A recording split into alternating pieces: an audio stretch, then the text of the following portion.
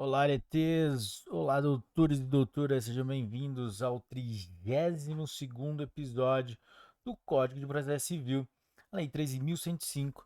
E hoje nós vamos do artigo 189 até o artigo 810. Galera, antes de começarmos, vocês já sabem, né?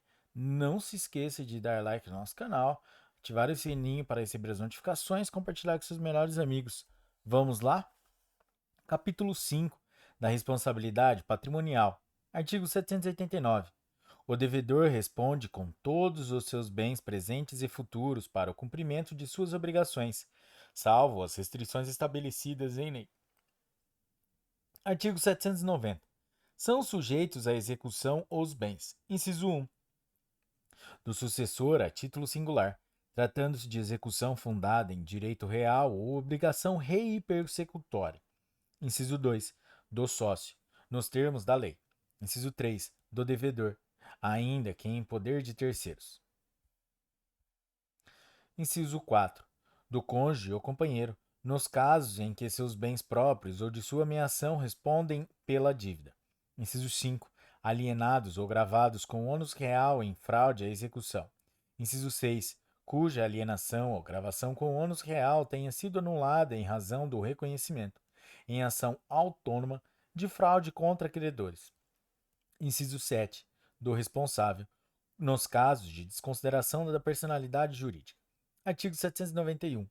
Se a execução tiver por objeto a obrigação de que seja sujeito passivo ou proprietário de terreno submetido ao regime do direito de superfície ou o superficiário, responderá pela dívida exclusivamente o direito real do qual é titular o executado, recaindo a penhora ou outros atos de constrição exclusivamente sobre o terreno, no primeiro caso, ou sobre a construção ou a plantação, no segundo caso.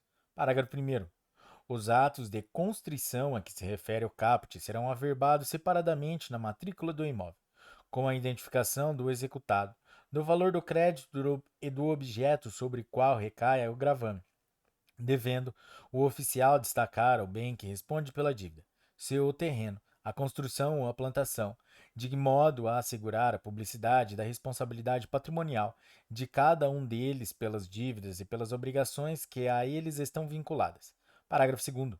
Aplica-se, no que couber, o disposto nesse artigo à enfiteuse, a concessão de uso especial para fins de moradia e a concessão de direito real de uso. Artigo 792. A alienação ou a oneração de bem é considerada fraude à execução. Inciso 1. Quando sobre o bem pender a ação fundada em direito real ou com pretensão rei persecutória, desde que a pendência do processo tenha sido averbada no respectivo registro público, se houver. Inciso 2. Quando tiver sido averbada no registro do bem a pendência do processo de execução na forma do artigo 828. Inciso 3. Quando tiver sido averbado no registro do bem, hipoteca judiciária ou outro ato de constrição judicial originário do processo onde foi arguida a fraude. Inciso 4. Quando, ao tempo da alienação ou da oneração, tramitava contra o devedor a ação capaz de reduzi-la à insolvência. Inciso 5. Nos demais casos expressos em lei. Parágrafo 1º. A alienação em fraude à execução é ineficaz em relação ao exequente. Parágrafo 2º. No caso de aquisição de bem não sujeito a registro, o terceiro adquirente tem o ônus de provar que adotou as cautelas necessárias para a aquisição, mediante a exibição das certidões pertinentes, obtidas no domicílio do vendedor e no local onde se encontra o bem. Parágrafo 3º. Nos casos de desconsideração da personalidade jurídica, a fraude à execução verifica-se a partir da citação da parte cuja personalidade se pretende desconsiderar. Parágrafo 4º. Antes de declarar a fraude à execução, o juiz deverá intimar o terceiro adquirente, que, se quiser, poderá opor embargos de terceiro, no prazo de 15 dias. Artigo 793. O exequente que estiver por direito de retenção na posse de coisa pertencente ao devedor não poderá promover a execução sobre outros bens senão depois de escutida a coisa que se achar em seu poder. Artigo 794. O fiador, quando executado, tem o direito de exigir que primeiro sejam executados os bens do devedor situados na mesma comarca, livres e desembargados, indicando-os pormenorizadamente à penhora. Parágrafo 1º. Os bens do fiador ficarão sujeitos à execução se os do devedor, situados na mesma comarca que os seus, forem insuficientes à satisfação do direito do credor. Parágrafo 2º. O fiador que pagar a dívida poderá executar o afiançado nos autos do mesmo processo. Parágrafo 3º. O disposto no caput não se aplica se o fiador houver renunciado ao benefício de ordem. Artigo 795. Os bens particulares dos sócios não respondem pelas dívidas da sociedade, senão nos casos previstos em lei. Parágrafo 1º. O sócio réu, quando responsável pelo pagamento da dívida da sociedade, tem o direito de exigir que primeiro sejam executidos os bens da sociedade. Parágrafo 2º. Incumbe ao sócio que alegar o benefício do parágrafo 1º nomear quantos bens da sociedade situados na mesma comarca, livres e desembargados, bastem para pagar o débito. Parágrafo 3º. O sócio que pagar a dívida poderá executar a sociedade nos autos do mesmo processo. Parágrafo 4º. Para a desconsideração da personalidade jurídica, é obrigatória a observância do incidente previsto neste Código. Artigo 796. O espólio responde pelas dívidas do falecido, mas, feita a partilha, cada herdeiro responde por elas dentro das forças da herança e na proporção da parte que lhe coube. Título 2. Das diversas espécies de execução. Capítulo 1. Disposições gerais. Artigo 797.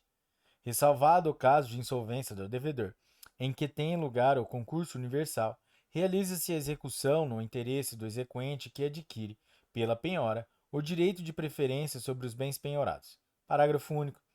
Recaindo mais de uma penhora sobre o mesmo bem, cada exequente conservará o seu título de preferência. Artigo 798. Ao penhor a execução, ao propor a execução, incumbe ao exequente, inciso 1, instruir a petição inicial com: a linha A, o título executivo extrajudicial; a linha B, o demonstrativo do débito atualizado até a data de propositura da ação, quando se tratar de execução por quantia certa; a linha C, a prova de que se verificou a condição ou ocorreu o termo, se for o caso; a linha D, a prova, se for o caso, de que adimpliu a contraprestação que lhe corresponde ou que lhe assegura o cumprimento, se o executado não for obrigado a satisfazer a sua prestação senão mediante a contraprestação do exequente. Inciso 2. Indicar, a linha a espécie de execução de sua preferência, quando por mais de um modo puder ser realizada. A linha B. Os nomes completos do exequente ou do executado e seus números de inscrição no cadastro de pessoas físicas ou no cadastro nacional de pessoa jurídica. A linha C. Os bens suscetíveis de penhora, sempre que possível. Parágrafo único. O demonstrativo do débito deverá conter: inciso 1. O índice de correção monetária adotado. Inciso 2. A taxa de juros aplicada. Inciso 3. Os termos inicial e final de incidência do índice de correção monetária e da taxa de juros utilizados. Inciso 4. A periodicidade da capitalização dos juros, se for o caso. Inciso 4. A especificação de desconto obrigatório realizado. Artigo 799. Incumbe ainda ao exequente: inciso 1. Requerer a intimação do credor pignoratício, hipotecário, anticrético ou fiduciário, quando a penhora recair sobre bens gravados por penhor, hipoteca, anticrésio ou alienação fiduciária. Inciso 2. Requerer a intimação do titular de usufruto, uso ou habitação, quando a penhora recair sobre bem gravado por usufruto, uso ou habitação. Inciso 3. Requerer a intimação do promitente comprador, quando a penhora recair sobre bem em relação ao qual haja promessa de compra e venda registrada. Inciso 4. Requerer a intimação do promitente vendedor, quando a penhora recair sobre direito aquisitivo derivado de promessa de compra e venda registrada. Inciso 5.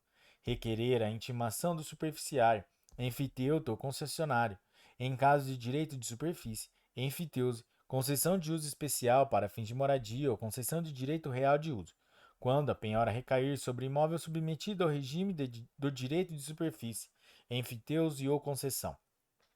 Inciso 6.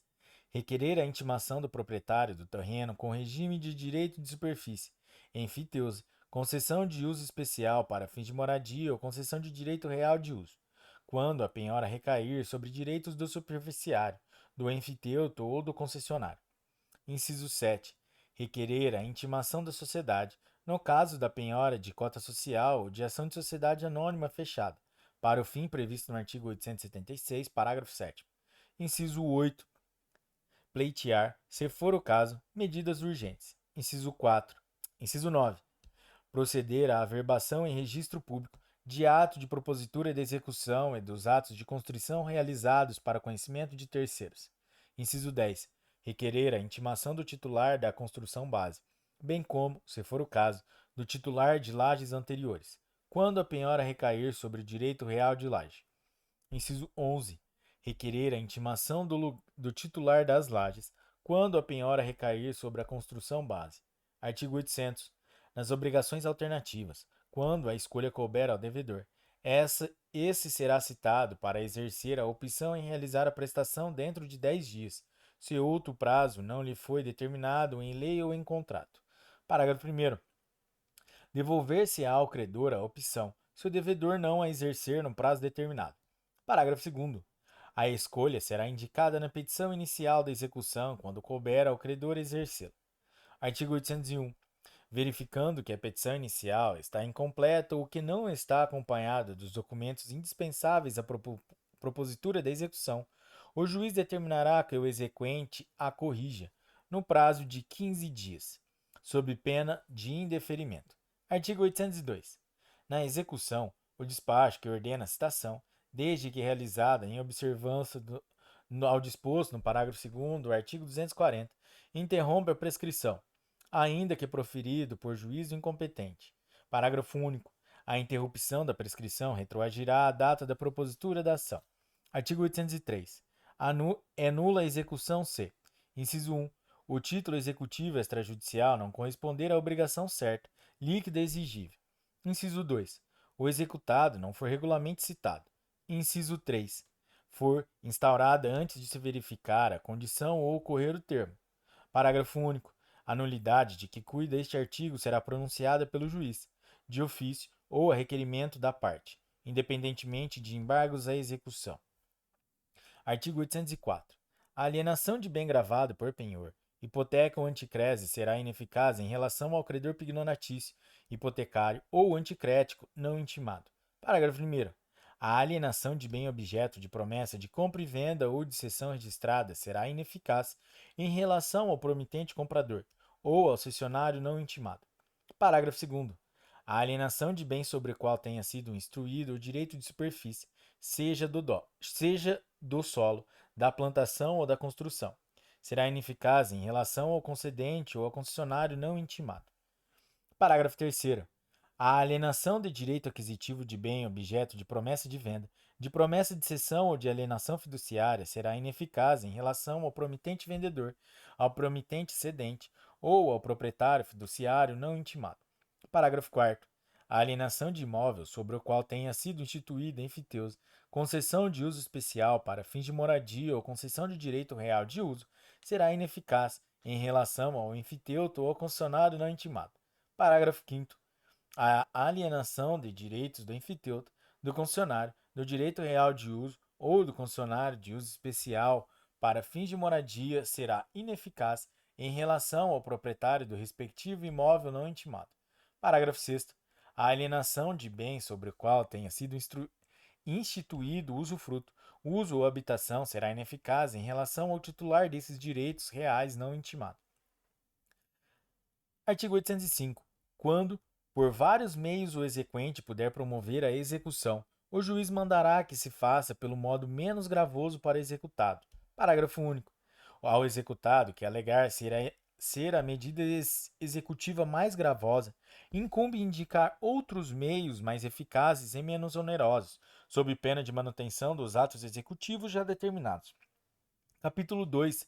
Da execução para a entrega de coisa. Seção 1. Da entrega de coisa certa. Artigo 806. O devedor de obrigação de entrega de coisa certa, constante de título executivo extrajudicial, será citado para, em 15 dias, satisfazer a obrigação.